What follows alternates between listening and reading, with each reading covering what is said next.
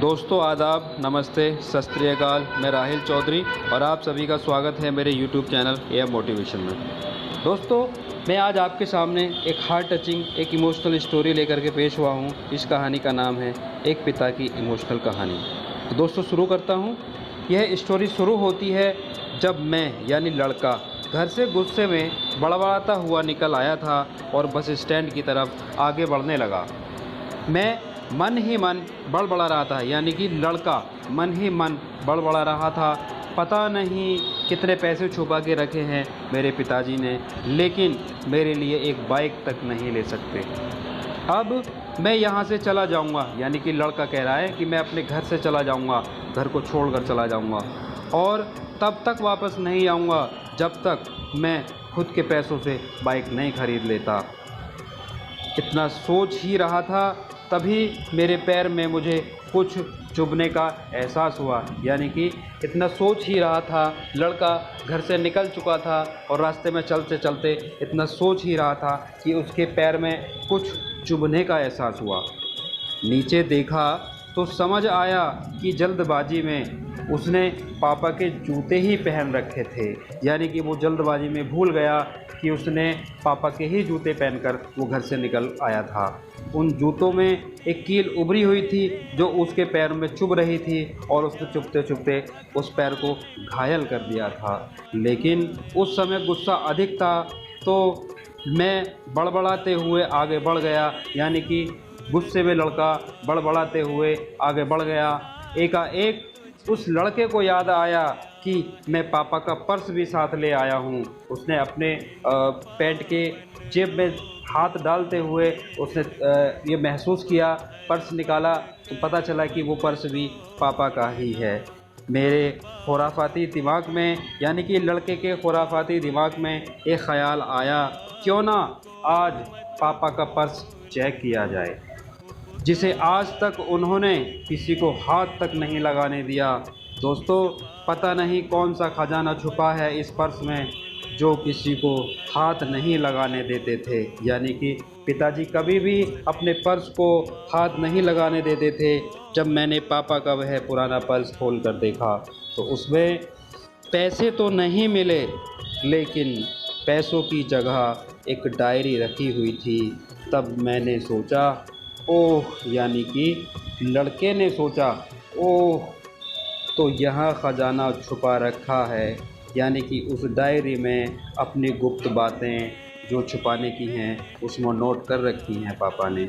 मैं समझ रहा था कि यहाँ पापा ने लिखा होगा कि किस से कितने पैसे लेने हैं और कितने पैसे किसके पास हैं और कोई भी मेरा लेन देन कहाँ रखा हुआ है। वह थोड़ा सीरियस कर देने वाला था। डायरी में जो लिखा था उसे पढ़ने के बाद मेरे चेहरे पर जो एक्सप्रेशन थे वह गायब हो चुके थे, क्योंकि डायरी में वैसा कुछ नहीं था जैसा कि मैं सोच रहा था। वहाँ पर उन पैसों का हिसाब लिखा हुआ था जो अलग अलग कामों के लिए अलग अलग लोगों से उधार लिए गए थे। उस लिस्ट में कंप्यूटर के नाम पर भी पैसे लिए गए थे। यानी कि जो डायरी थी उस डायरी में कंप्यूटर के नाम पर भी पैसे लिए गए थे, जिसमें आज तक यूज़ कर रहा हूँ। यानी कि जिस कंप्यूटर को मैं आज तक यूज़ कर रहा हूँ उस कंप्यूटर के भी 50,000 रुपये उस डायरी में नोट थे। लेकिन मुझे पता यह नहीं था उस कंप्यूटर को ख़रीदने के लिए मेरे पापा ने वो पैसे कहाँ से जुटाए थे। लेकिन मुझे आज तक भी इस बात का पता नहीं चला। दोस्तों, मुझे आज, यानी कि लड़के को आज भी याद है जब पहली बार कैमरे के लिए जिद की थी। यानी कि उस लड़के ने अपने पापा से, अपने डैडी से एक कैमरे मंगाने के लिए कि डैडी मुझे एक कैमरा चाहिए। तो 2 हफ्ते के बाद में उस लड़के का बर्थडे था। तो डैडी ने उस 2 हफ्ते के अंदर अपने लड़के के लिए एक कैमरे का जुगाड़, मतलब कहीं से भी पैसे अरेंज किए और अपने लड़के के लिए एक कैमरे का परचेज़ करके ला दिया। लड़का बहुत खुश हुआ और उसे देखकर लड़के को बड़ी खुशी हुई। तो वह थे पापा। अब मेरे चेहरे से गुस्सा एकदम गायब हो चुका था। जब मैंने आगे का पन्ना यानी कि जो डायरी मुझे पर्स में मिली थी, उस डायरी के आगे का पन्ना पलटा तो वहाँ पर कुछ इच्छाएं लिखी हुई थीं। पहले जो विश थी उसमें जो लिखा हुआ था, अच्छे जूते पहनना। दोस्तों, यह बात मेरी कुछ समझ नहीं आई, यानी कि उस लड़के की कुछ समझ नहीं आई। तभी मेरा पाँव अचानक सड़क पर भरे हुए पानी पर जा पड़ा। यानी कि सड़क पर कीचड़ थी, जैसे बारिश हो जाती है, कहीं पे पानी इकट्ठा हो जाता है, तो उस पानी में मेरा पैर जा पड़ा और तभी मेरे पाँव में कुछ गीलापन होने का एहसास हुआ। दोस्तों, जैसे ही उस लड़के का पैर उस कीचड़ में गया तो उसका पैर भीगा सा महसूस हुआ, गीला सा महसूस हुआ। जब लड़के ने जूता उतार कर देखा तो उसका उस जूते का तला टूटा हुआ था। यह देखकर मुझे डायरी में लिखी बात याद आ गई, लड़के को लिखी बात याद आ गई। तभी मुझे माँ बाप की कही बातें भी याद आ रही थी कि कैसे माँ जब कहा करती थी पापा से, अब तो जूते पुराने हो गए, नए ले लीजिए, तो पापा अक्सर यह कहकर टाल दिया करते थे, जूते अभी और चलेंगे कुछ दिन, पहले तो लिए थे। मुझे आज समझ नहीं आ रहा था कि कितने दिन और चलेंगे यह जूते। साथ ही साथ यह भी समझ आ रहा था कि पापा पर्स को क्यों छुपा कर रखते थे।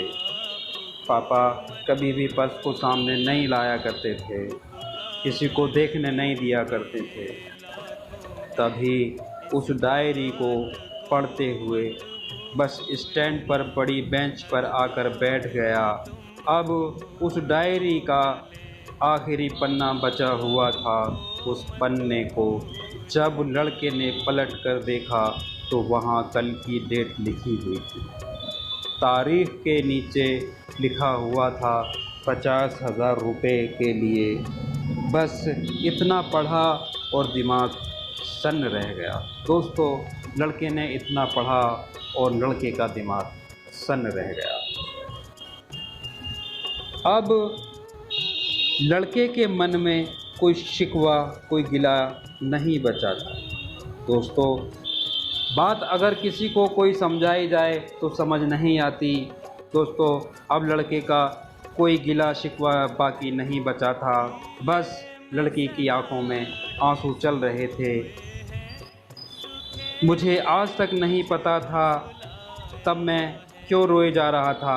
लड़का इस बात को एहसास कर रहा था कि जब मुझे पता नहीं था तो मैं क्यों रोए चला जा रहा हूँ। अब मैं जल्दी से, यानी कि अब लड़का जल्दी से घर की तरफ भागा, लेकिन जूतों की वह कील पाँव में अब और ज़्यादा घाव बनाने में कामयाब हो चुकी, क्योंकि पहले से ही ऑलरेडी घाव था पैर में, उस कील ने ज़ख्म कर दिया था। लेकिन अभी वापस लौट कर जाना था, क्योंकि जिस रास्ते को वो घर से बाहर जाने के लिए तय कर चुका था, इस जो उसके डैडी के पर्स में डायरी रखी हुई थी, उस डायरी को पढ़ने के बाद जो वो इमोशनल हुआ, उसको एहसास हुआ, उसने अपने घर को वापस लौटने का प्रयत्न किया। वो रोते हुए अपने घर की तरफ वापस लौटा। उसकी आंखों में आंसू बह रहे थे।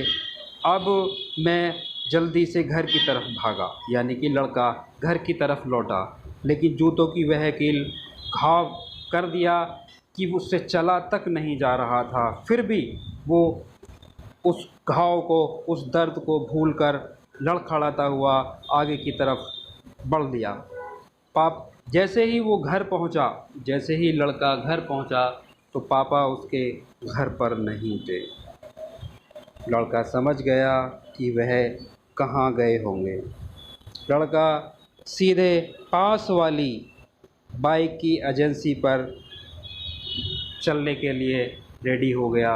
लड़का अपने घर से वापस लौटा और पास ही बाइक की एजेंसी थी, मोटरसाइकिल की एजेंसी थी। लड़का वहाँ पहुँच गया। पता नहीं आज कहाँ से इतनी ताकत उस लड़के में आ गई थी। उस लड़के को भागते भागते खुद ये एहसास नहीं हो पा रहा था कि मेरे पैर में दर्द है और मेरे पैर में घाव है, लेकिन फिर भी लड़का हिम्मत करते हुए दौड़ता जा रहा था बिना जूतों के, नंगे पैर। चूँकि पैर में घाव हो गया था, जूते उसने उतार दिए थे, तो वो नंगे पैर ही चला जा रहा था। जैसे ही मैं बाइक एजेंसी पर पहुंचा, पापा वहीं थे। मैंने पापा की दौड़कर गले लगा लिया और मेरी आंखों से आंसू रुकने का नाम नहीं ले रहे। दोस्तों, जैसे ही लड़का एजेंसी पर पहुंचता है, उसके पापा एजेंसी पे बैठे हुए थे अपने लड़के के लिए बाइक खरीदने के लिए। लड़का नाराज़ होकर घर से चला गया था, लेकिन दोस्तों, औलाद को पता नहीं होता है कि उसके माँ बाप अपनी औलाद के लिए क्या क्या करते हैं। तो दोस्तों, जैसे ही उसने एजेंसी पर एंट्री की तो सामने उसके पिताजी बैठे हुए थे और वो बाइक को परचेज़ करने की बात कर रहे थे। लड़के ने जाकर अपने पिताजी को गले लगा लिया और खूब ज़ोर से रोने लगा, जिससे कि आंसू रुकने का नाम नहीं ले रहे थे। पापा को समझ नहीं आ रहा था आखिर हो क्या रहा है। लड़के को भी कुछ नहीं समझ आ रहा था कि मैं क्यों रो रहा हूँ। मैंने पापा से कहा, यानी कि लड़के ने पापा से कहा, पापा मुझे मोटरसाइकिल नहीं चाहिए। अब मैं सब कुछ जान चुका हूँ। आप अपने लिए जूते ले लीजिए। आज मैं जो भी करूँगा अपनी मेहनत से करूँगा। दोस्तों, उस लड़के ने प्रयत्न किया कि अपने डैडी के सामने कि अब मैं जो भी करूँगा खुद अपनी मेहनत से करूँगा, अपने बलबूते पर पढ़कर कुछ अच्छा करूँगा, कुछ अच्छा बनकर दिखाऊँगा और ऐसी गलत सोच अपने मन में कभी नहीं लाऊँगा कि मेरे पिताजी ने मेरे लिए क्या किया है। दोस्तों, बस इतनी सी थी ये कहानी और